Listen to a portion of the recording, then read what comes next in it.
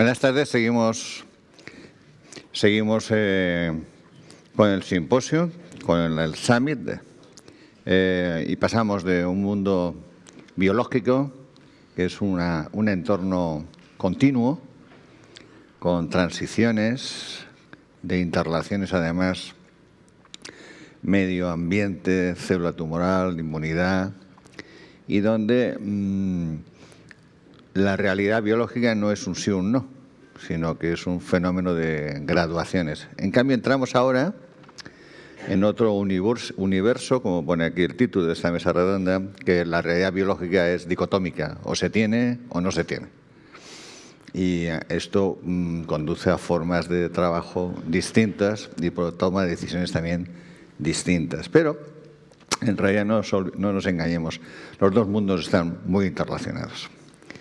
Bien, tenemos 3 ponentes esta tarde, con 3 charlas bien interesantes, y vamos a dar paso ya al primero de ellos. Luego haremos pues, un pequeño coloquio, y el primer ponente es el doctor Sergio Vázquez, que viene de Galicia, del Hospital Universitario Locus Augusti, y nos vas a hablar de más allá de los TKIs tradicionales. Muchas gracias.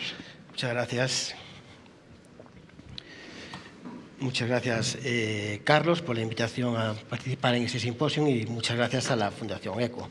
La verdad es que es un gusto ya empezar a estar de forma presencial en estas reuniones después de 1 año y medio de virtualidad. La primera charla que doy presencial desde que empezó todo esto del COVID. O sea que, a ver qué tal. Vamos a empezar. Entonces, no me sale la... Ahora. Vale. Bueno, estos son mis disclosures.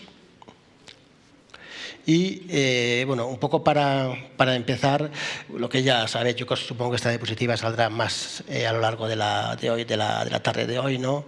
Que el cáncer de pulmón ya sabemos perfectamente que no es solo una enfermedad, ¿no? Que son múltiples enfermedades. Ya conocemos muchas de las mutaciones driver que te conducen a esta enfermedad, y conocemos también, o se están desarrollando ya tratamientos específicos dirigidos a bloquear estas mutaciones, ¿no? Algunas de ellas ya las estamos usando habitualmente y otras todavía no. Tenemos también, aparte de esto, no sé qué he hecho, bueno, aparte de esto, la importancia de lo que es conocer cuál es la mutación específica para saber cómo tratarla, bien en primera línea, las mutaciones infrecuentes, o también mutaciones más raras, tradicionalmente resistentes a TKIs, como son, por ejemplo, las inserciones del 20. O sea, el conocer el tipo de mutación, y dentro de cada mutación, incluso los subtipos que hay, pues las variantes que hay, es importantísimo, porque nos puede orientar mucho en el tratamiento.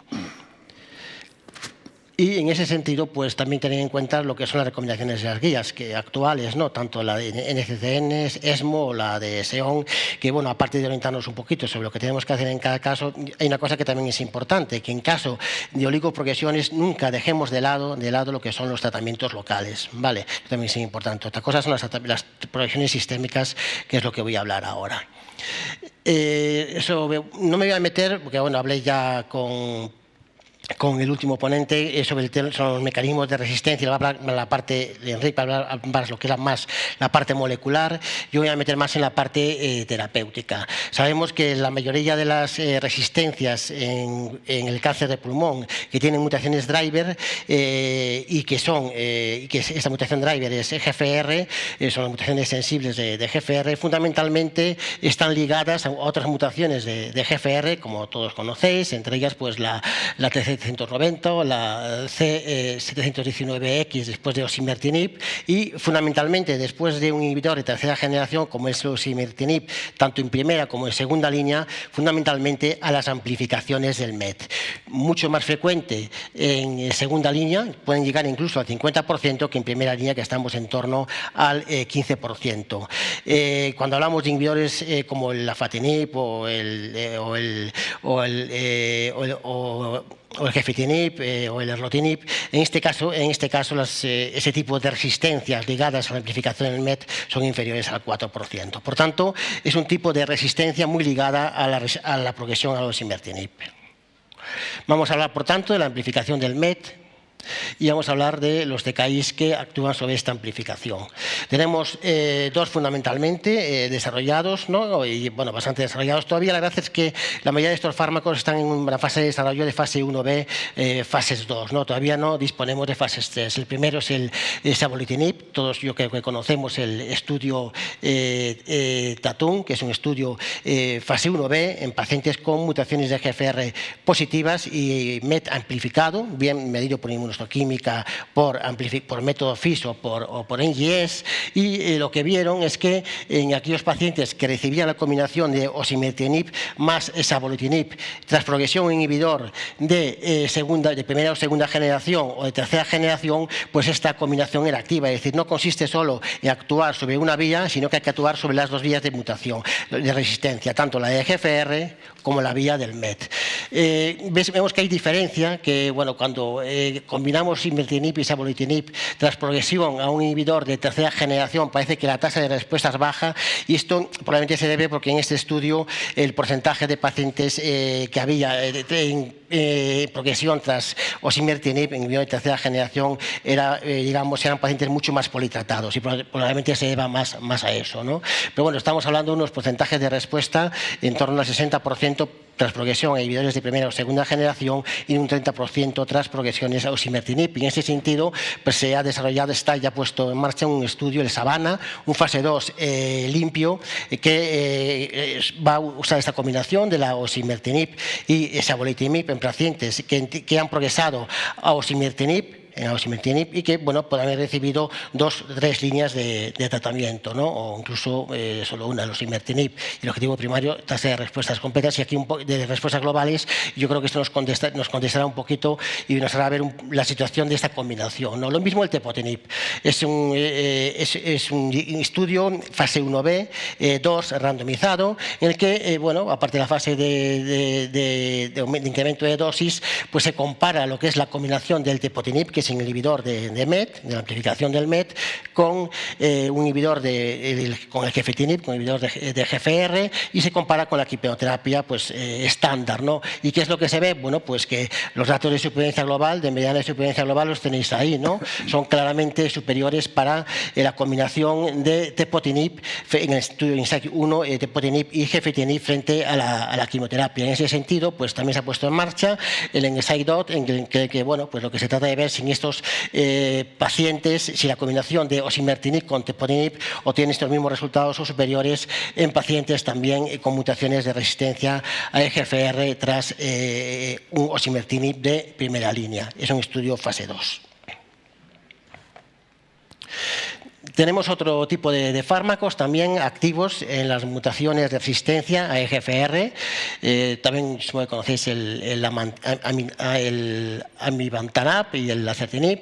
El amivantamab, como todos sabéis, es un anticuerpo biespecífico que bloquea tanto el MET como el EGFR, ¿vale? Y se combina con el acertinib, que es un inhibidor de tercera generación que tiene una buena penetración a nivel del sistema nervioso central, que no lo tiene el amivantamab, ¿no? Entonces puede ejercer un efecto de protección del sistema nervioso central. Aparte es activo frente al T790M y bueno, crea un ambiente digamos, de hiperactividad inmune en lo que es la zona del tumor, ¿no? Con incremento de la celularidad inmune, ¿no? Yo creo que y además es una combinación muy atractiva que se ha probado precisamente en el Chrysalis 1 en pacientes también politratados que han recibido también osimertinib, y lo que se ve pues que tiene una tasa de respuestas que en torno al 75% actúa sobre los dos tipos de mutaciones, la mutación de GFR, o sea, la resistencia de GFR o la de MET, y se ha visto que tiene un 75% de respuestas en aquellos pacientes que han desarrollado una amplificación de MET. Cuando solo es la resistencia conducida por el GFR, estamos hablando de un 27% de respuestas. En aquellos pacientes que no en ninguna de las vías es la causante de la resistencia, es únicamente un 0% de respuestas. Esto significa que realmente es una combinación atractiva en este grupo de pacientes que sus resistencias están conducidas por la amplificación de MET y por las mutaciones de resistencia a nivel de EGFR. Qué difícil es esto. En ese sentido, pues también se está desarrollando, los datos anteriores se presentaron en ASCO de 2021, tenemos una actualización de ESMO de este año en el que se comparan dos cohortes, ¿no? Una cohorte con el amivantamab en monoterapia, en una población guiada por biomarcadores, y otra con ambos osimertinib, ¿no? Y otra población con la combinación, pero no guiada por biomarcadores. La población de amivantamab en monoterapia, una población más politratada, pero también es cierto que también estaba en 85% de ellos, pues había mutaciones de resistencia conocidas, ¿no? Y estos son los resultados. La combinación obtiene unos resultados superiores a lo que es la monoterapia. Estamos hablando de una tasa de respuestas de un 35% frente a un 19%. Y aparte, pues, aparte también algo que también es muy importante, y es que no solo esto, sino la duración media de la respuesta es superior en el brazo de la combinación y tiene aparte un efecto protector sobre las metástasis cerebrales. Tenemos el diseño del Quisales 2, es la continuación del estudio anterior, que tiene también dos cohortes, una población que recibe una primera línea con inhibidor de primera generación o segunda de GFR, pueden recibir el peso de tercera generación, el osimertinib, y después quimioterapia basada en cisplatino, que es la población target, solo son 2-3 líneas de tratamiento, y otra población muy tratada que se pueden meter pues, en pacientes con muy diferentes líneas de tratamiento. Y con la combinación, pues lo que se ha visto es lo mismo, o sea, un poco son los mismos resultados. Estamos hablando de una tasa de respuestas en torno al 41%, tanto en la población, digamos, que solo recibe 2-3 líneas de tratamiento y que baja un poco en torno al 25% en aquella población que está muy tratada. O sea, que es una combinación realmente muy atractiva en esta población target, que es aquellos que tienen que sus mecanismos de resistencia es a través de la amplificación del MET o de la vía o mutaciones en resistencias en el GFR. Obviamente, todo a esto probablemente nos dé respuesta a esta plataforma fase 2, la plataforma ORCHART, en la que se trata a los pacientes según la mutación de resistencia que han desarrollado, pues osimertinib, nos va a ayudar a conocer pues, cuáles son estas mutaciones y cuál es el mejor tratamiento para ellas. Y de hecho, pues en ESMO también de este año pues, se presentaron datos de uno de los brazos con la combinación de osimertinib y savolitinib, con unos resultados muy parecidos a los que presenté como el ensayo pues, TATUM o el ENSIGHT. Otras opciones que tenemos ya son los anticuerpos conjugados. Esto también es a nivel de resistencia, pues tenemos, por ejemplo, el patritumab deruxtecan, es un anti-ER3. El estrés pues, está sobreexpresado en el cáncer de pulmón hasta en un 83% de los casos. No se conoce que sea ningún tipo de vía de resistencia, pero lo que hace este anticuerpo es se une a un inhibidor de isomerasa 1, se une a ER3 y bueno, actúa como una bomba, mete el fármaco, el inhibidor de topoimerasa 1 en la célula tumoral, ¿no? Y esto se ha probado pues, también en pacientes resistentes con mutaciones de GFR, tanto en población muy politratada como en otra población menos tratada, ¿no? Y lo que se ha visto es esto, ¿no? Que tanto en la población que había recibido un TKI, más o menos evolución general, más o menos quimioterapia, bueno, más líneas de tratamiento, como aquella población que había recibido osimertinib y después quimioterapia basada en platino, las tasas de respuestas eran exactamente iguales. Estamos hablando de un 37% de respuestas para este fármaco en una población realmente politratada, en una población en la que no tenemos nadie. Yo creo que también es atractivo y además es un fármaco que se tolera muy bien. Y en ese sentido, pues tenemos también otro fármaco parecido, anticuerpo conjugado, que es el datopotamab deruxtecan, bueno, también todos lo conocéis, y lo mismo en este diseño, en el tropium pantupor, pues lo que una población general, porque son, digamos, fármacos que actúan no solo sobre la población que tiene mutaciones de GFR, sino sobre otras muchas poblaciones con otro tipo de alteraciones o de mutaciones driver, ¿vale? Y aquí lo mismo, en este caso, pues que el 85% de los pacientes tenían mutaciones de GFR, pero también había fusiones de LK, había ROS1, había RET, etcétera. ¿Y qué es lo que se vio? Pues una tasa de respuestas de un 35%, muy parecidas a las del anterior anticuerpos que os comenté, y estas tasas de respuesta se veían en todo tipo de mutaciones de resistencia a otras mutaciones y no solo en las de EGFR. Yo creo que esto también es importante.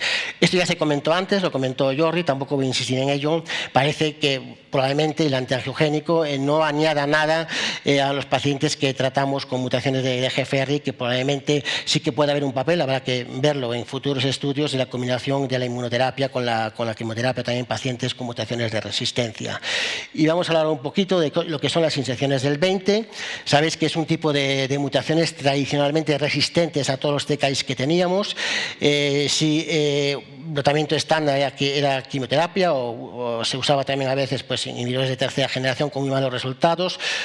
Había que incrementar mucho las dosis de estos inhibidores de primera, segunda o de tercera generación con los consiguientes efectos secundarios para conseguir algún tipo de efectividad, pero bueno, ahora pues por fin ya tenemos varios fármacos en desarrollo, ¿no? De hecho, pues el amivantamab breve, pues yo creo que podemos usarlo en la práctica clínica diaria, ¿no? Ya tenemos un uso expandido. Los dos TKIs, bueno, son el mobocertinib y el poziotinib, que bueno, tienen ese mecanismo diferente al amivantamab, que como ya os comenté antes es un anticuerpo biespecífico, pero como veis los datos de tasas de respuestas del mobocertinib, pues estamos hablando de unas mutaciones que os digo que tradicionalmente eran muy resistentes, en torno pues al 25%, un 28-25% de respuestas completas, duraderas y con PFS en torno a los 7 meses, ¿no? Y amivantamab son superiores, estamos hablando de un 40% de respuestas globales, ¿no? Un 40% y con una duración mediana de respuesta en torno al año y una PFS de en torno a los 8 meses, ¿no? Además son tratamientos que se toleran muy bien. El mobocertinib fundamentalmente era cutáneo y diarrea, como todos los TKIs. El amivantamab realmente es también un poquito de ras, diarrea, algún tipo de reacción infusional, pero veis que es inferiores al 4%. Poziotinib probablemente es el fármaco con menor eficacia y peor tolerado de estos tres, ¿no? Yo creo que el futuro va a venir más bien por la amivantamab, obviamente, ya lo tenemos ahí, y también probablemente por el mobocertinib, que ya está en marcha por fase 3 comparándolo en primera línea con quimioterapia.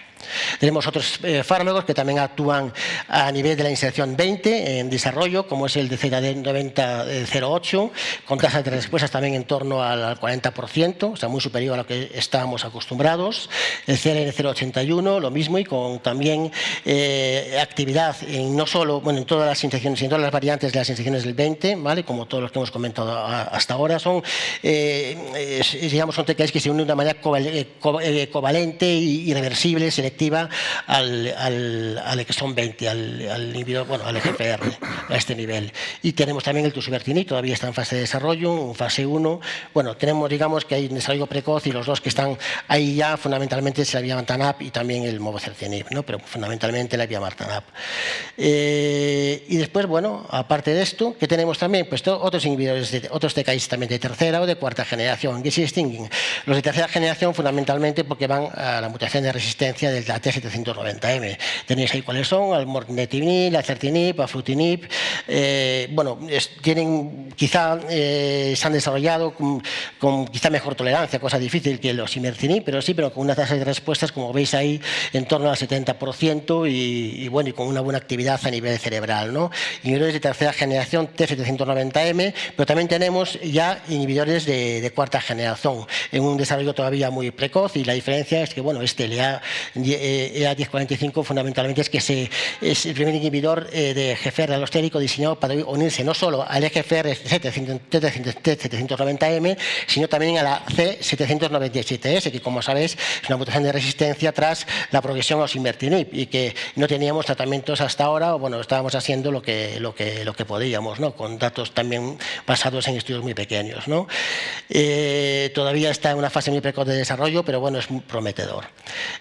otros también tenemos otros inhibidores de GFR de cuarta generación en desarrollo clínico, como los dos que veis ahí, no voy a insistir, y otros a nivel preclínico. Como conclusiones, ya para acabar, decir que, bueno, que la gran mayoría de los pacientes con mutaciones driver al final acaban progresando. Dices, estamos hablando de cronificar la enfermedad, pero todos acaban progresando y cada vez los osimertinib se está usando más en primera línea. Entonces, claro, ¿cuál es la pregunta? ¿Qué hacer después de la progresión a los osimertinib? ¿Qué estamos haciendo ahora? Quimioterapia. Lo lógico es poder hacer una secuenciación, saber qué está pasando y tratar las mutaciones. Y como hemos visto, fundamentalmente ocurren a nivel de amplificación del MET o de otro tipo de mutaciones como pueden ser la CS190S a nivel de GFR, ¿no? Por tanto, tenemos que intentar siempre rebiopsiar o biopsia líquida y tratar el mecanismo de resistencia, si podemos, si tenemos acceso, o si no, ensayos clínicos. Y, como os he comentado también al principio, no nos olvidemos nunca del papel de los tratamientos locales en las oligoprogresiones, ¿no? Se necesita además una luz clara, ¿no? Ya con fármacos que ya están ahí, que ya en este momento ya podemos usar, de mutaciones tradicionalmente resistentes, como la inserción del 20, y ahora falta pues, que tengamos un acceso más rápido, obviamente, pues, a la innovación terapéutica. Muchísimas gracias.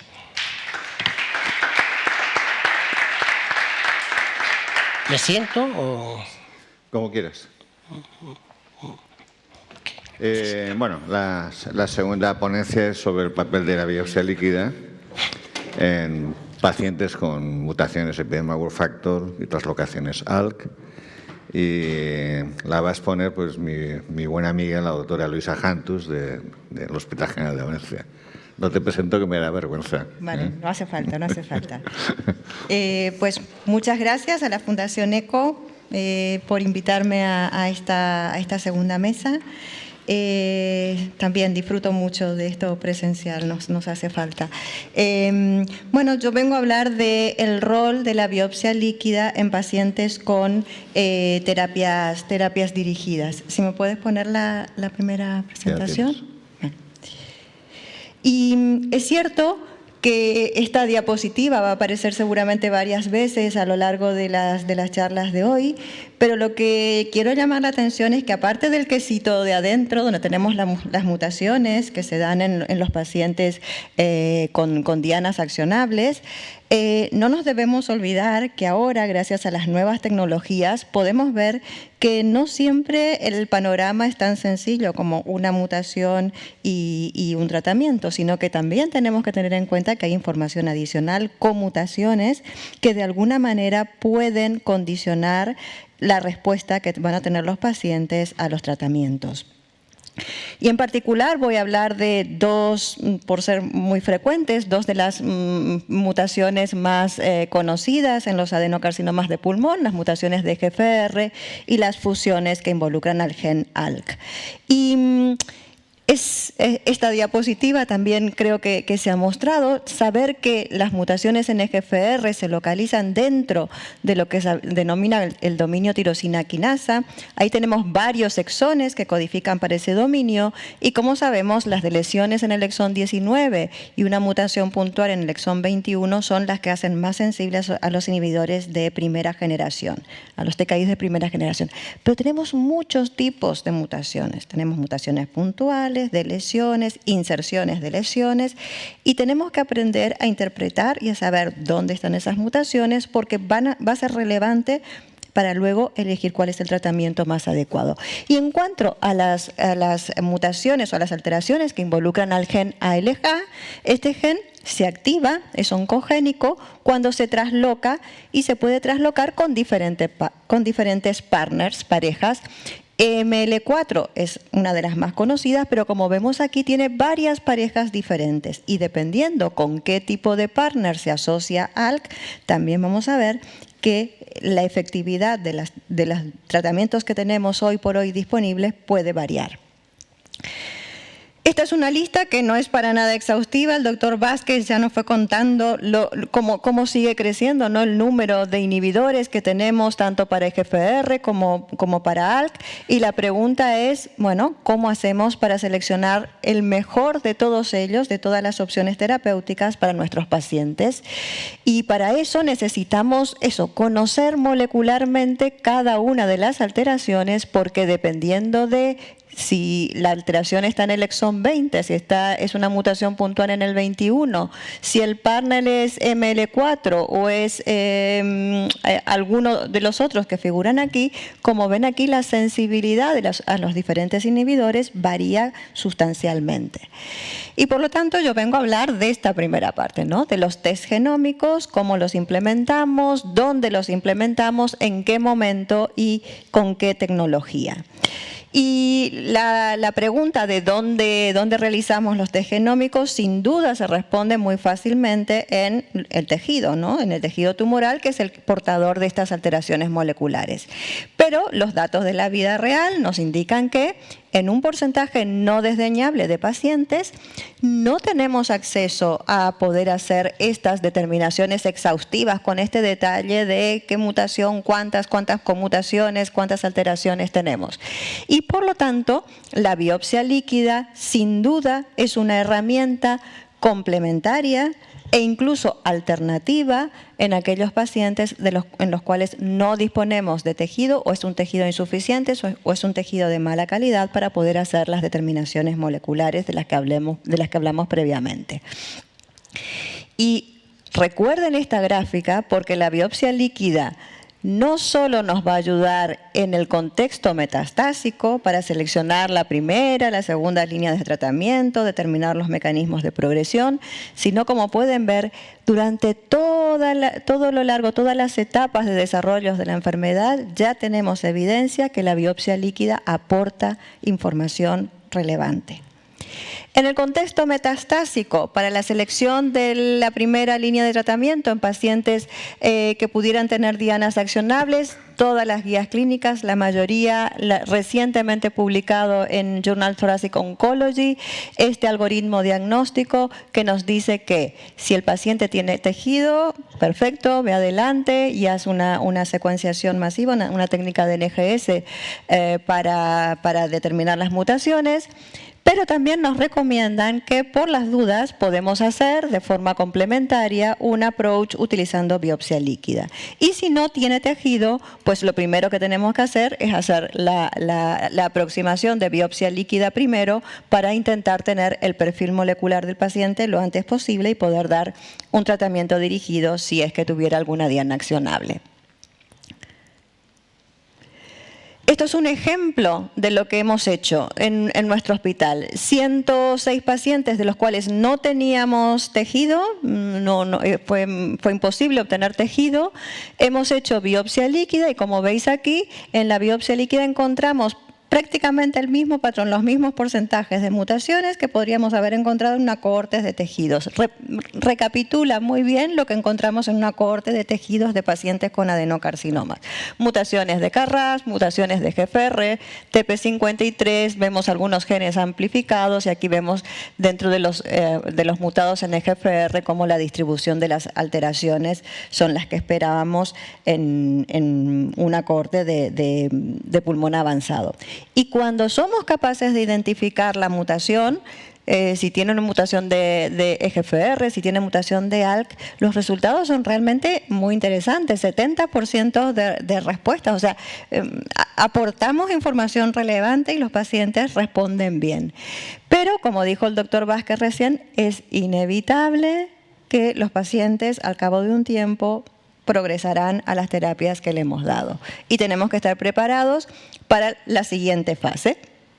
¿Cuál es la siguiente fase? Pues ante el desarrollo de resistencias, caracterizar por qué mecanismo o por qué vía de resistencia se está escapando este tumor a los tratamientos que le estamos dando. Y por lo tanto, en este otro contexto, paciente que ha progresado a una primera línea de tratamiento, como ven aquí, la biopsia líquida de nuevo nos da respuesta, nos ayuda a elegir el tratamiento o cómo vamos a seguir con este paciente. Y los mecanismos de resistencia los va a comentar luego el doctor Carceni, pero básicamente se dividen dividir en 3 grandes categorías. Mutaciones secundarias en la misma diana, la activación de una vía de bypass, una vía alternativa, y otros mecanismos que comportan la transformación histológica, cambios en el fenotipo de epitelial mesenquimal y demás. En estos 2 contextos, mutaciones secundarias y activación de vías de bypass, la biopsia líquida de nuevo nos va a dar información relevante.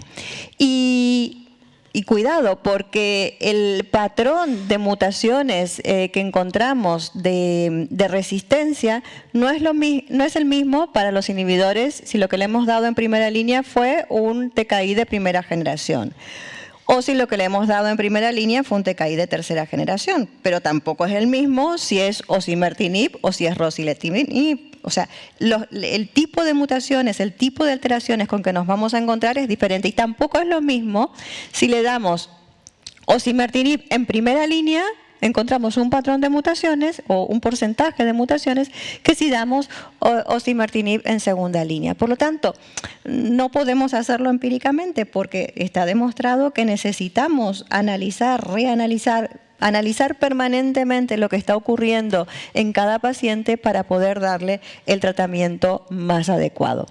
Con ALK, un poco más de lo mismo. Sabemos que los mecanismos de escape son exactamente los mismos, mutaciones secundarias sobre todo, activación de vías de bypass y otros mecanismos. Las alteraciones secundarias, como ven, están en zonas donde se unen los inhibidores dentro del gen ALK, y tenemos muchas alteraciones, muchas mutaciones puntuales. Dependiendo del tipo de inhibidor que hayamos dado en la primera línea en ALK, se desarrollan diferentes tipos de mutaciones.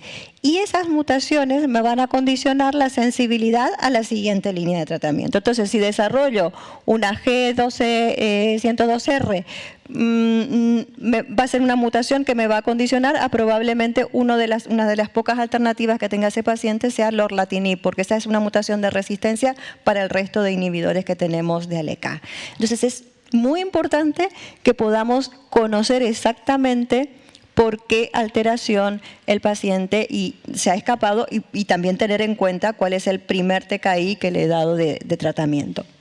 Este es un ejemplo que en este contexto, en el contexto de progresión, que nos muestra muy claramente cómo la biopsia líquida ha demostrado detectar de una manera muy eficaz el mecanismo de resistencia de esta paciente. Una mujer de 57 años que recibe osimertinib como primera línea de tratamiento. Monitorizamos la mutación de sensibilidad en biopsia líquida, y de repente vemos que luego de haber desaparecido del plasma empiezan a aumentar los valores. Hacemos en biopsia líquida secuenciación de nueva generación, y como veis aquí encontramos varios mecanismos de resistencia. Una mutación secundaria en otro gen de la vía, en BRAF, amplificación de GFR y una gran amplificación de MET. Importante poder conocer esto para planificar qué es lo que vamos a hacer con esta paciente en segunda línea. No rebiopsiamos, la biopsia líquida nos da toda esta información, ¿vale? Y podemos tomar decisiones terapéuticas. Pero no solo en el tratamiento de la enfermedad, perdón, se me ha ido. No solo nos da información, ¿no?, eficaz para la selección del tratamiento, sino que también nos da una información muy precoz de que el paciente va a desarrollar una resistencia. En este estudio, el estudio LANG-BIM, lo que podemos, me parece que me habéis puesto una presentación previa, no es la última que he enviado, pero bueno, no pasa nada. 100 días antes del desarrollo de la resistencia, nosotros en biopsia líquida ya somos capaces de ver la alteración que ese paciente va a progresar. La pregunta es, ¿tenemos progresión molecular? ¿Tratamos antes al paciente? Es una pregunta que siempre nos hacemos. Hasta ahora esperamos a que ocurra la progresión radiológica, ¿no? Pero probablemente vamos a tener respuesta pronto de si tratar antes, cuando detectamos una progresión molecular, puede ser mejor para los pacientes o no. Pero como les dije, para cada uno de los... va solo. Perdón. La información que nos da la biopsia líquida también es una información pronóstica importante. Vemos que cuando hay una desaparición de las mutaciones en biopsia líquida, es un factor pronóstico importante. Nos sirve para monitorizar cómo van los pacientes y tanto en diferentes, este es un estudio en el que participamos con el doctor Provencio, en el Flaura, en todos estos casos nos dice que la monitorización de los niveles de ctDNA, que haya ctDNA luego del tratamiento, es un factor pronóstico importante. O sea, la biopsia líquida también aporta información relevante en el contexto pronóstico. Y ahora nos vamos, ¿no? Salimos del estadio avanzado y nos vamos a la monitorización de la enfermedad mínima residual. Y aquí también la biopsia líquida nos aporta información relevante. Tenemos ya muchos datos en los cuales sabemos que si detectamos luego de la cirugía, nos puede ayudar la biopsia líquida para tomar decisiones en adyuvancia. Aquí vemos claramente como aquellos pacientes que son ctDNA negativos, que no aumentan, que no aparece ctDNA luego de la cirugía, fíjense la supervivencia en esta corte. Y sin embargo, aquellos en los que detectamos, ¿no?, ctDNA después de la recaída, fíjense el tiempo que tienen a la progresión. O sea, la detección de la enfermedad mínima residual en el plasma es pronóstica, pero nos puede ayudar también a tomar decisiones de qué pacientes realmente necesitan llevar tratamiento adyuvante. Probablemente también muy pronto tengamos respuesta en cuanto a esto. ¿Cómo hacemos la determinación? Pasamos a la parte metodológica. En biopsia líquida tenemos más o menos las mismas opciones que tenemos en tejido. Podemos analizar gen a gen, tenemos técnicas para analizar un gen, luego otro gen y otro gen, pero en realidad lo que hacia dónde vamos es hacer un análisis lo más completo posible utilizando técnicas de NGS. Sí que les llamo la atención sobre este punto, el límite de detección. Esto lo tenemos que tener en cuenta porque en biopsia líquida lo que estamos buscando son cantidades muy pequeñitas de DNA tumoral presente en el plasma. Con lo cual, cualquier técnica, una técnica que tenga una sensibilidad del 1%, probablemente no me dé respuestas, no me ayude a tomar decisiones porque no tiene la sensibilidad suficiente. Entonces tendré que buscar técnicas que tengan la sensibilidad adecuada para poder ver lo que estoy queriendo ver, encontrar lo que quiero encontrar. En cuanto a las funciones de ALK, pues el trabajar con RNA es un poquito más complicado. El RNA se degrada muy fácilmente y por lo tanto debemos tener cuidado en la selección de las técnicas. No podremos ocupar en este caso las mismas técnicas que teníamos para tejido. Una inmunohistoquímica no la podremos utilizar, una técnica de FISH tampoco. Pero por ejemplo tenemos técnicas como el nanostring que miden RNA o técnicas de NGS basadas en la secuenciación de RNA que de nuevo son lo suficientemente sensibles y nos permiten analizar un conjunto muy amplio de genes donde podemos ver todos los partners de fusión que tienen ALK, ROS, etcétera, etcétera. Incluso cuando no conocemos el partner, también podemos decir que hay un reordenamiento que involucra estos genes. Y veamos al final un caso clínico de un paciente con ALK que me parece que también resume todo lo que nos puede aportar la biopsia líquida y la información que podemos llegar a perdernos cuando no la utilizamos. Este es un varón de 47 años, fumador, que debuta con un cáncer de pulmón estadio 4, ALK positivo. En ese momento, esto era el 2016, no teníamos NGS en el laboratorio, lo hicimos por inmunohistoquímica, se corroboró por FISH en la muestra de tejido y por lo tanto empieza tratamiento con crizotinib, que era el fármaco que se tenía en ese momento, con respuesta parcial. Al año siguiente, en el 2017, aparece las lesiones. Diana estaban en respuesta parcial, pero le aparece una nueva lesión. Y por lo tanto está en progresión de enfermedad. Teníamos en ese momento abierto un ensayo en el hospital y por lo tanto empieza una segunda línea con brigatinib como tratamiento de segunda línea. Y no hicimos rebiopsia, el ensayo no requería una rebiopsia de tejido, pero como nosotros hacemos mucha biopsia líquida, le sacamos una muestra de sangre, un poquito después de empezar el tratamiento con brigatinib, y en plaquetas detectamos por PCR cuantitativa que seguía teniendo el reordenamiento de ALK en sangre. Esto nos llama la atención y entonces le decimos a la oncóloga, mira, se detecta LK en sangre, esto no tiene buena pinta. Entonces deciden tomar una biopsia de la lesión que tenía en la mandíbula, que seguía aumentando de tamaño, y en esa biopsia hacemos NGS y aparece una mutación puntual. Se está escapando por esta alteración en la misma diana, ¿no? Esta mutación puntual. En ese momento también teníamos disponible el ensayo de Gardant y le sacamos sangre, y un mes más tarde hacemos las determinaciones por Gardant y nos aparece que tiene 3 mutaciones que causan resistencia. Y esas 3 mutaciones eran una, la habíamos detectado en tejido, pero estas otras 2 mutaciones no las habíamos detectado. Y son mutaciones de resistencia a brigatinib, a crizotinib. Por lo tanto, el paciente con este resultado empezó una tercera línea con lorlatinib, mantuvo enfermedad estable y luego a la progresión recibió quimioterapia.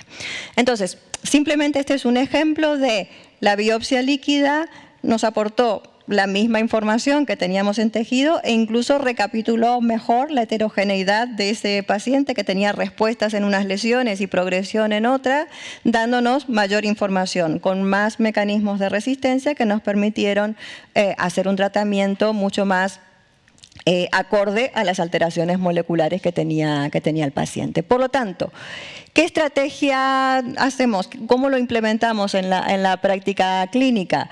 Pues miren, tengo varios patrones para decir, bueno, ¿qué es lo que debemos hacer? Conveniencia, velocidad, sensibilidad, especificidad y costo.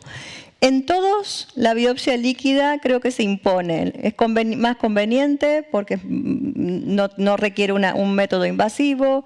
La velocidad para tener los resultados mayor con biopsia líquida. Sensibilidad, ahí sí que gana un poquito el tejido porque tenemos mucho más material y por lo tanto nos permite tener mayor sensibilidad. En especificidad, más o menos lo mismo. Y en cuanto a costes, si hacemos NGS en tejido y en biopsia líquida es más o menos lo mismo.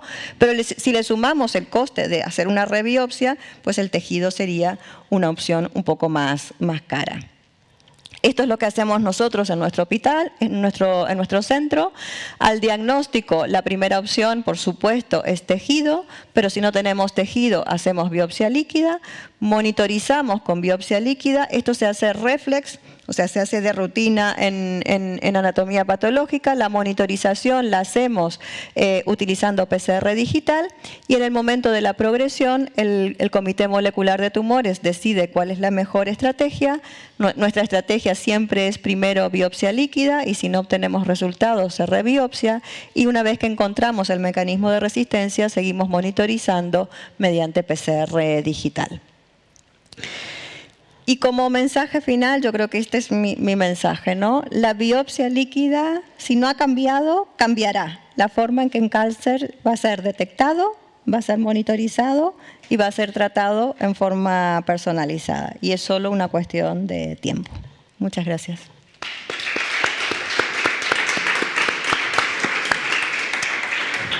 Y para cerrar la mesa, invitamos a Enric Carcereñ, del Instituto Català de Oncología, para hablarnos de mecanismos de resistencia.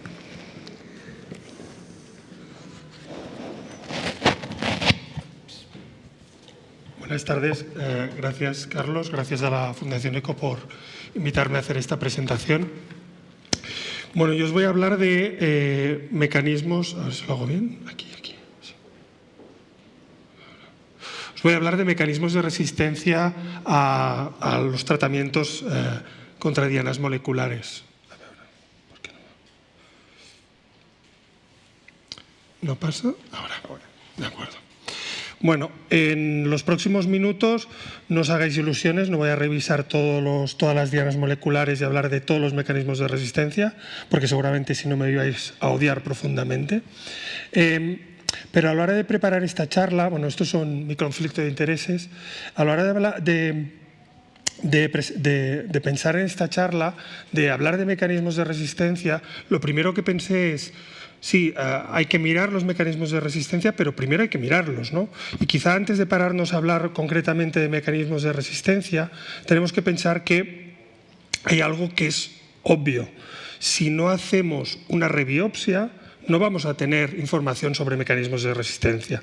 Entonces yo creo que es importante pararnos un momento a hablar de rebiopsia y luego ya hablaremos un poquito más de mecanismos de resistencia. En cuanto a la rebiopsia, ¿por qué hacer rebiopsia cuando estamos tratando a un paciente con un fármaco antidiana, cuando tenemos una diana molecular? ¿Por qué no lo hacemos cuando hacemos quimioterapia o cuando hacemos inmunoterapia, cuando hacemos radioterapia? Pues bueno, lo hacemos porque las células siguen un patrón de evolución darwiniano, ¿no? Entonces, bajo una presión, al final se acaba seleccionando una clona, ¿no?, que acaba teniendo algún mecanismo sobre el que podemos incidir. Esto cuando tratamos con fármacos antidiana moleculares, pero esto no ocurre con los otros tratamientos, al menos de momento, ¿no? Con los otros tratamientos aún estamos aprendiendo, con dianas moleculares también, pero con aquellos aún más, y aún no sabemos bien qué es lo que tenemos que buscar, ¿no? ¿Por qué tenemos que hacer la rebiopsia? Pues para valorar realmente qué es lo que está pasando a nivel molecular. ¿Pero eso es solo para saber qué está pasando a nivel molecular? Pues no, tiene un objetivo. ¿Por qué tenemos que hacerlo? Para buscar aquella alteración que pueda ser accionable de nuevo y que nos permita volver a tratar al paciente y volver a conseguir eficacia. Entonces, la primera pregunta que hay que hacerse, ¿qué tenemos que rebiopsiar? ¿Podemos rebiopsiar cualquier cosa? Pues no. Lo primero que tenemos que rebiopsiar es aquella lesión que está progresando. Esto parece una obviedad, pero no lo es. Aquí es muy importante, cuando hablamos de mecanismos de resistencia, cuando hablamos de rebiopsia, es la comunicación. Si nosotros hacemos una petición al radiólogo intervencionista o al neumólogo de, oye, necesito una biopsia de este paciente, pero no le decimos exactamente de qué la queremos, de dónde la queremos, nos podemos encontrar en la situación que al final el radiólogo, si no tiene la información, biopsiará lo que es más fácil, y no es lo que nos interesa. Lo que nos interesa es biopsiar aquello que se está escapando al tratamiento que estamos haciendo. Entonces, los errores principales a la hora de la rebiopsia para buscar los mecanismos de resistencia es que necesitamos una cantidad suficiente de tejido, y eso es importante. Cuanto más tejido tengamos, más información tendremos, ¿no? Entonces, por eso comento que es muy importante la comunicación. Hay que explicar muy bien tanto a quien hace la biopsia como a quien la analiza qué es lo que estamos haciendo. Al que hace la biopsia hay que decirle de dónde la queremos y por qué la queremos de allí, ¿no? Pero al que la analiza tampoco hace falta que el patólogo nos vuelva a hacer toda la batería de inmunohistoquímicas para llegar al mismo diagnóstico. Ya sabemos que tiene un cáncer de pulmón, a no ser que vea en la hematoxilina o eosina algo raro que le haga sospechar una transformación a célula pequeña o escamoso. Con una hematoxilina o eosina que nos diga que ese tumor es maligno, que hay células malignas, es suficiente para luego tener más tejido para poder buscar los mecanismos de resistencia. Como comento, no hay que biopsiar lo que es más fácil, sino aquello que está progresando. Y también es importante que lo hagamos en el momento en que estamos tratando con un tratamiento antidiana. Si cambiamos y tratamos con otro tratamiento, estamos modificando la población de células que queremos analizar, ¿no?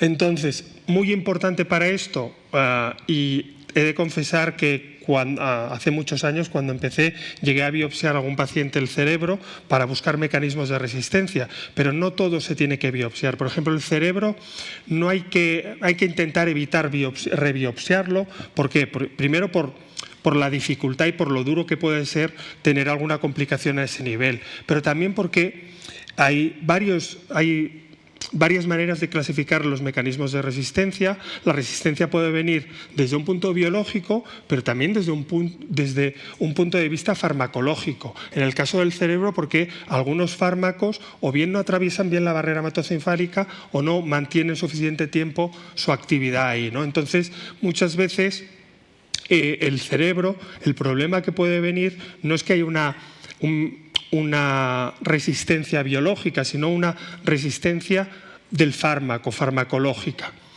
¿Esto es verdad o no? También hay dudas, porque claro, ahora esto estaba más claro cuando estábamos hablando de crizotinib en ALK o de gefitinib o Tarceva en EGFR, pero ahora cada vez tenemos inhibidores más buenos, más potentes, que pasan mejor la barrera, que dan mejores resultados. Entonces, a lo mejor ya estamos empezando a ver no solo una resistencia farmacológica a nivel del cerebro, sino también una resistencia a través de mecanismos biológicos, ¿no? Entonces, en este caso, quizá lo interesante en estas situaciones sería intentar analizar lo que está ocurriendo a nivel cerebral, pero, como ha dicho Eloisa, mediante una biopsia líquida. No una biopsia líquida de sangre, sino una biopsia líquida del líquido que puede estar afecto, que en este caso el líquido cefalorraquídeo. Esto se ha comentado, vamos a pasarlo rápidamente. La rebiopsia la podemos hacer de varias maneras. Podemos rebiopsiar el tejido, que aunque tiene sus dificultades y tal, al final es el gol estándar, porque es lo que es donde están pasando las cosas, ¿no? Pero la biopsia líquida nos puede ayudar. ¿Por qué? Porque es rápida y es fácil de hacer. Se puede hacer cuando la lesión sólida, la lesión del tejido, no es accesible. También nos ayuda a disminuir o difuminar la heterogeneidad que puede tener el tumor, ¿no?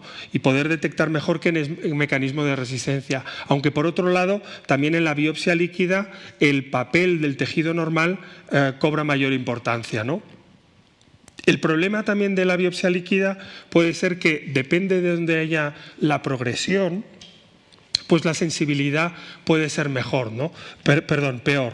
En caso de que haya poca carga de enfermedad, podemos no detectarla. Según qué localizaciones, como hemos comentado, el cerebro podemos no detectarla. Por eso, cuando hablemos de biopsia líquida, hablemos de biopsia líquida en general, no en sangre, ¿de acuerdo? Porque a veces es importante no ir al líquido que todos pensamos que es la sangre, sino el líquido donde puede haber la progresión. Es decir, si tenemos una progresión pleural, podemos hacer una biopsia líquida de líquido pleural, igual que podemos hacer una biopsia líquida de líquido cefalorraquídeo en caso de metástasis cerebrales. Y ahí es más probable poder encontrar alteraciones, ¿no?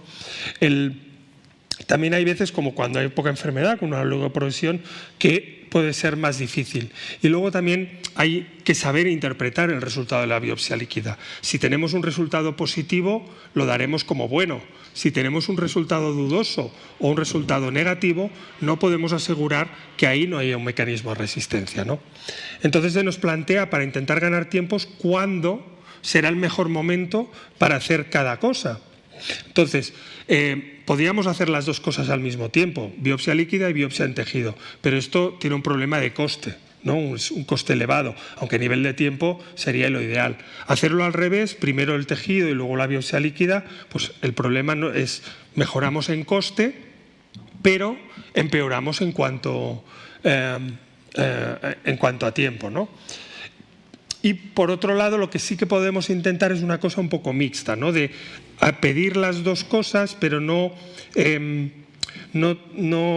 empezar con la biopsia líquida hasta que no tengamos seguro que el tejido es negativo o al revés. Entonces, como se ha comentado antes, la biopsia líquida también nos permite hacer esta rebiopsia en varios momentos de la enfermedad. Hay que saber también, y yo no lo tengo tan claro, qué papel puede tener el detectar un mecanismo de resistencia en un paciente tratado con una diana molecular sin que haya una progresión a nivel radiológico, ¿no? A mí, personalmente, me estresaría, si se lo transmito al paciente le estresaría y al final no le cambiaría el tratamiento. Si no estamos cambiando el tratamiento a veces cuando hay una progresión radiológica sintomática, de momento no hay ninguna evidencia que tengamos que cambiar el tratamiento con una progresión a nivel sanguíneo, ¿no? O sea, a nivel de biopsia líquida. Por eso creo que hay que ser muy cautos con los resultados de la biopsia líquida y cuándo se hacen. Y ya pasando a los mecanismos de resistencia, también hay que ser consciente que los podemos clasificar de varias maneras, ¿no? Hay que decir también que hay dos tipos de resistencias. Está la resistencia primaria, que es aquellos pacientes que no responden directamente al tratamiento y que de esto sabemos muy poco y por desgracia no os voy a poder decir mucha cosa. Y luego la resistencia adquirida, ¿no? Y luego también lo podemos clasificar según el mecanismo, o sea, que sea un mecanismo farmacológico que existe por interrupciones de tratamiento, por no tomas del tratamiento, también por alteraciones a nivel del metabolismo. Hay que estar muy alerta con la medicación concomitante que toman los pacientes porque eso a lo largo de la toma del TKI puede afectar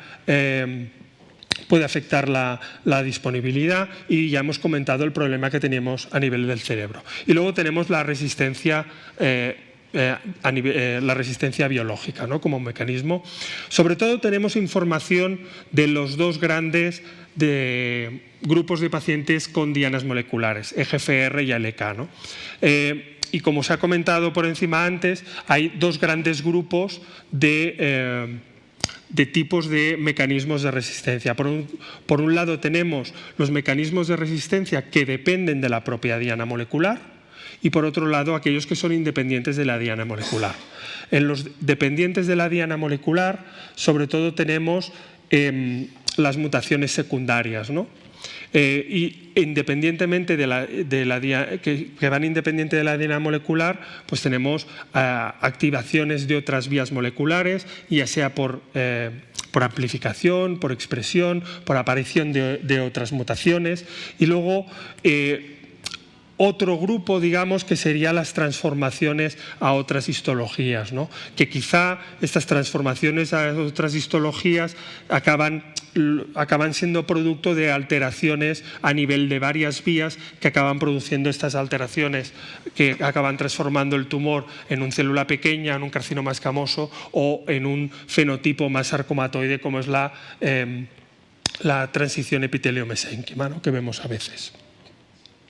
Entonces, en cuanto a las mutaciones, se han descrito mutaciones secundarias en distintos grupos de pacientes con dianas moleculares. Los que conocemos mejor, como sabéis, son los pacientes con mutaciones de GFR. A los pacientes con mutaciones de GFR, después de un inhibidor de primera y segunda generación, hasta un 60% desarrollaban una mutación de la T790M. Esta mutación lo que producía era una resistencia al tratamiento por una mayor afinidad al ATP y una menor afinidad al TKI. Y como se ha dicho anteriormente también, esto no es estático, es decir, en función de la alteración molecular que estemos hablando y en función del tratamiento que estemos utilizando, aparecerán un tipo de mutaciones u otras, ¿no? Esto lo vemos en los pacientes con mutaciones de GFR. Los pacientes con mutaciones de GFR tratados con osimertinib en primera línea aparece no con tanta frecuencia como la T790, pero sí que hay una mutación predominante, que es la C797S, ¿de acuerdo? Y también lo vemos en pacientes con ALK. Ahí hay, en función del tipo de TKI, y también aquí es importante el tipo de variante de ALK, pues aparece una mutación u otra. De hecho, cuando tratamos a pacientes con inhibidores de segunda generación, mayoritariamente la que aparece, como veis, es la G1202. Pero, como he dicho, esto no solo lo vemos en pacientes de GFR o ALK, sino que también vemos que pacientes con alteraciones de ROS, hasta un 50-60% de los casos, pues presentan mutaciones secundarias, ¿de acuerdo? La más frecuente sería esta, la G2032R, son pacientes tratados con crizotinib, pero en alteraciones incluso más infrecuentes, como puede ser las alteraciones de NTRK, también vemos aparición de mutaciones secundarias y que serían de este grupo dependiente de la vía. Hay otras maneras que el tumor puede hacerse resistente al tratamiento dependiente de la vía. Un ejemplo claro son en pacientes con mutaciones de BRAF, pues lo más frecuente dependiente de la vía es la aparición de variantes de splicing alternativo, y esto lo hace resistente también al tratamiento. ¿De acuerdo? Y luego tenemos un grupo más amplio, ¿no?, de mecanismos de resistencia que son independientes de la vía que estamos tratando. Estaría la amplificación de MET, que quizás sería la mayor estudiada. A mí me llama mucho la atención, ¿no?, la amplificación de MET. No sé si es una diana molecular, si no lo acabo de tener claro, porque cuando aparece en pacientes sin alteraciones moleculares previas, pues parece que los resultados cuando se tratan de manera directa son bastante buenos, parecidos a otros pacientes con dianas moleculares, pero cuando aparece con un mecanismo de resistencia los resultados son algo peores. Bueno, habrá distintas situaciones. También está descrito la amplificación de ER2, mutaciones secundarias en otras vías, como puede ser en pacientes con mutaciones de GFR, pueden aparecer mutaciones de PI3K o de BRAF. También se describen alteraciones tipo fusiones en estos pacientes. Se ha descrito incluso en pacientes con reordenamientos de ALK la aparición de mutaciones de GFR, que es curioso también. Y bueno, quizá el que se ha comentado, ¿no?, el más estudiado y el más avanzado sería la amplificación de MET como mecanismo de resistencia. Se sabe, por ejemplo, que en pacientes tratados con gefitinib la aparición de amplificación de MET confiere resistencia al tratamiento, como veis en este estudio. Y luego estaría otro grupo, ¿no?, de mecanismos de resistencia menos conocidos, que también son independientes de la diana molecular, ¿no?, que por un lado tendríamos la transformación epitelio-mesénquima, que sabemos que tanto en pacientes con mutaciones de GFR como en este caso en pacientes ALK tratados con ceritinib, confiere resistencia al tratamiento. De acuerdo, y que quizá lo que está señalando es la aparición de varias alteraciones a nivel de varias vías de señalización que hacen esa transformación a un fenotipo más sarcomatoide. Y el que yo creo que a casi todos nos maravilló cuando lo empezamos a ver, y que recuerdo que la primera vez que lo comentamos pensaban que nos habíamos equivocado, que nos habíamos equivocado nosotros, no, que nuestro patólogo se había equivocado al describir una transformación a célula pequeña, pero ahora ya sabemos que la transformación a célula pequeña es un evento que ocurre en estos pacientes, ocurre en menos de un 10% de los pacientes tratados con dianas moleculares. Se ha descrito tanto en pacientes EGFR sobre todo, pero también en pacientes con reordenamientos de ALK.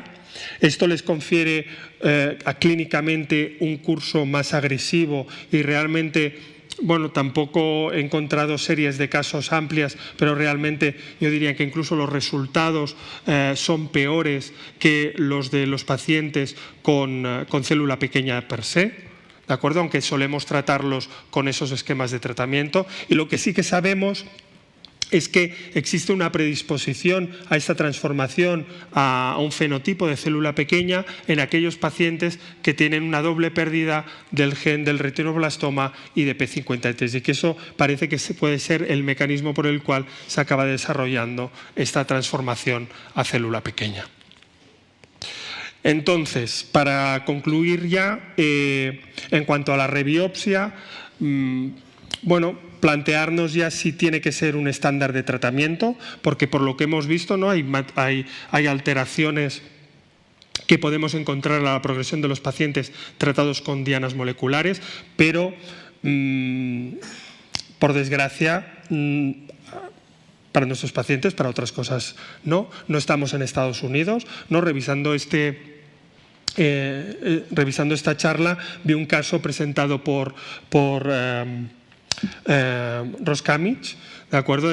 Os explico rápidamente. Era una chica joven, 30 y poco años, diagnosticado de un reordenamiento de ALK, que la empiezan a tratar con crizotinib. A los pocos meses progresa, le dan brigatinib. A los pocos meses progresa, le dan quimioterapia, manteniendo brigatinib, cosa que aquí ya no podríamos hacer. Le dan quimioterapia con brigatinib, también progresa. Intentan hacer varios cultivos celulares, entonces no sale nada, y en esta última vez que lo intentan le sale una amplificación de MET y deciden cambiarlo todo a crizotinib, y la paciente lleva 9 meses en respuesta.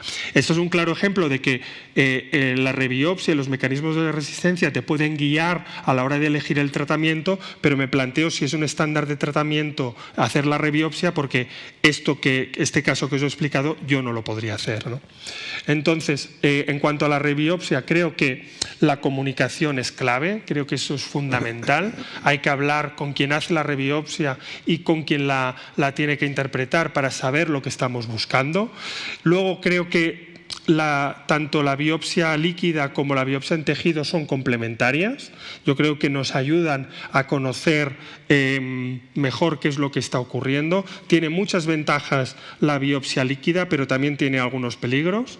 ¿De acuerdo? Y en cuanto a los mecanismos de resistencia, conocer también que no hay que pensar siempre que el mecanismo de resistencia que aparece en un paciente puede ser un mecanismo de resistencia biológico. Hay que pensar que a lo mejor puede haber un mecanismo también farmacológico que puede estar implicado. Hay dos grandes grupos, como hemos comentado, dependiente e independientemente de la vía, y seguramente en un futuro yo creo que conocer mejor estos mecanismos de resistencia nos ayudará a guiar mejor el tratamiento de nuestros pacientes. Y con esto ya terminaría. Gracias. Pues os invito, por favor, a sentaros en las sillas para que se pueda retransmitir la discusión por el streaming.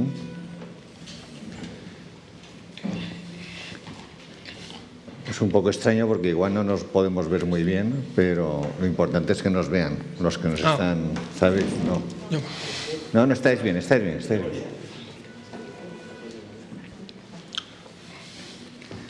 bien. Bueno, muchísimas gracias a los tres. Habéis presentado 3 aspectos muy diversos y 2 muy complementarios, pero cuando vas uniendo conceptos te das cuenta de que estas 3 ponencias tienen un nexo común, que es cómo encontrar la liana y sobre todo cómo encontrar la resistencia, ¿no? El mecanismo, ¿no? Y tenemos que conseguir, ¿no? Uno de vosotros dijo que lo obvio es obvio, tal, o también se puede decir que lo que no se busca no se encuentra, y que si no sabes lo que buscas tampoco se entiende lo que encuentras, con lo cual todas estas formas de enfocar estos temas son complementarias, aumentan nuestro conocimiento y quizás a medio plazo, quisiéramos todo que fuera más rápido, pues se consiguen cosas como la de que hoy mismo la Mesa de Sanidad del Senado ha aprobado, con los votos a favor, con algunos votos a favor y otros no tanto, pero bueno, pues son matizaciones, pero lo importante es que se ha aprobado la inclusión, instar al Parlamento para incluir en la cartera de servicios el diagnóstico molecular. Y sobre todo, esto que no es una noticia en sí misma, sí que lo es porque tiene que llevar aparejada financiación. Y esa es la verdadera noticia y donde ha habido más discusión, parece ser, con el tema, ¿no? Así que enhorabuena y a todos nosotros por poder celebrar hoy aquí este cambio, ¿no? En las expectativas. Pero esto está sucediendo a nivel estatal, pero también a nivel de comunidad. El viernes de la semana pasada se aprobó un decreto en Valencia para incorporar en la cartera de servicios de nuestra comunidad también lo mismo. En Cataluña ya tienen la fortuna de tener una red, ¿no? Que está establecida, que está iniciándose, que tendrá sus pequeños problemas, pero que sobre todo ya es una realidad, y el gobierno catalán de la comunidad pues ha decidido incorporar también esto a la cartera de servicios. ¿Quieres hacer alguna matización, Enrique? Porque no es gen a gen, sino que es NGS, ¿no? Lo que ha salido en cartera de servicios es hacer NGS. NGS en algunas indicaciones, en algunos tumores, se puede hacer y en principio todo hospital tiene la opción de poderlo hacer. Todo paciente tiene acceso. Pero solo tejido, ¿verdad? Solo tejido, que yo sepa, solo tejido. Bueno, pues la biopsia líquida está y la tenemos que incorporar porque hemos visto la información tan relevante que nos suministra a la hora de las progresiones y de analizar los mecanismos de resistencia y todo esto. Como decía Enrique, si no lo puedes hacer, pues esta paciente no se hubiera beneficiado, ¿verdad? Y Eloisa, tú has visto muchas cosas, ¿no? Con lo de la biopsia líquida, ¿no? Fenómenos muy interesantes, ¿no? Y un poco también vamos a hablar un poco con desorden. Quiero decir que no esperéis que os pregunte a cada uno una cosa, sino que participar, ¿eh? Y no esperéis que yo os dé paso, ni mucho menos, ¿eh? También yo quería decirle a Sergio, ¿no? Si la forma de dar los TKIs modifica la aparición de las resistencias, el patrón de esas resistencias, tendremos que remeditar con los inhibidores de tercera y cuarta generación cuál es el primer gesto, ¿no? Sí, y además para eso también la biopsia líquida es un buen instrumento. Sí, no, eso es claro, que es que a medida que llegan más avances, pues es la duda de siempre, ¿no? Si ponerlo mejor en primera línea, pasó en su momento con el inhibidor de tercera generación, con los Imertinib, o dejarlo para después. Yo obviamente soy partidario de ponerlo mejor en primera línea, y ahí están pues los nuevos inhibidores de cuarta generación, ¿no? Que ya actúan sobre esa mutación de resistencia ligada al EGFR, que es la osimertinib, que es la Z797S, ¿no? Pero efectivamente, y bueno, y con estos, como hemos visto, ¿no? Que la frecuencia fundamentalmente de las mutaciones es completamente diferente, que sea un inhibidor de primera, segunda o tercera generación, o de cuando pongas el inhibidor de tercera generación, pues todo esto pues sí que nos va a dar un mar de dudas. Pero ahí es donde entra la importancia de la biopsia y de la rebiopsia, ¿no? Sea en tejido o sea líquida, a la hora de tomar decisiones, porque vemos que el abanico de nuevos fármacos que está llegando cada vez es mayor, ¿no? Y bueno, y aparte que existe la posibilidad, obviamente, de que el paciente pueda participar en un ensayo clínico, y de ahí que yo creo que también tendría que haber una red de ensayos clínicos a nivel nacional o como mínimo autonómico para poder ofrecer a nuestros pacientes pues esos ensayos en centros de referencia.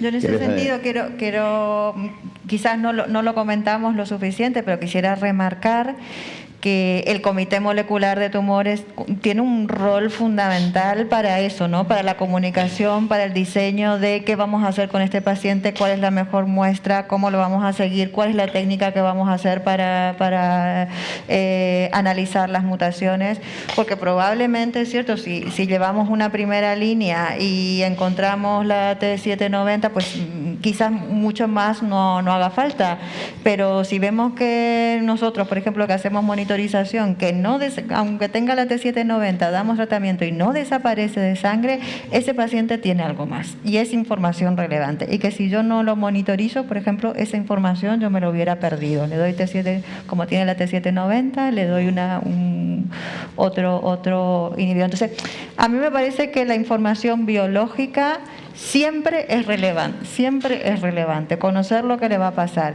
Y, por ejemplo, si tengo recaída molecular, ¿no? O progresión molecular, esos pacientes van a progresar 3 meses más tarde, pero van a progresar. Y nosotros con la primera subida quizás no lo informamos, pero si tiene una subida y una subida al mes siguiente le sigue subiendo, nos da tiempo para hacer una NGS, para ver qué mecanismo tiene, ver cómo está el estado general del paciente, buscarle un ensayo clínico, empezar a mover las cosas que quizás cuando ya tiene una progresión, bueno, no sé, abres opciones que hay veces que si te esperas, ¿no?, hasta el final, hay veces que no se las puedes dar. Sí, yo estoy totalmente de acuerdo contigo, que es aquí en esos momentos, realmente para poder ofrecerle una segunda línea o una tercera línea a un paciente, sea en un ensayo clínico, sea fuera del ensayo clínico, tenemos que esperar a la profesora pero lógica, te quiero decir, pero vas preparando todo el campo, eso es totalmente de acuerdo. Yo estoy de acuerdo, pero también hasta cierto punto, porque, a ver,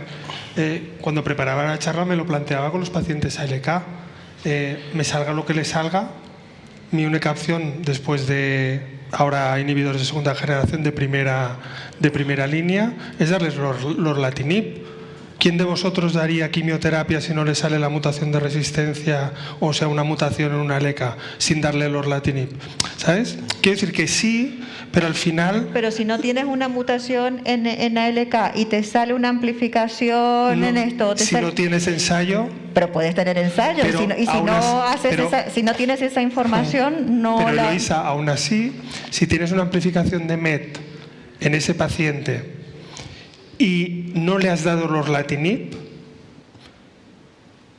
no sé si, a no ser que fuera un ensayo clínico, que luego me permitiría hacerlo, pero claro, no le daría, yo no le volvería a dar crizo.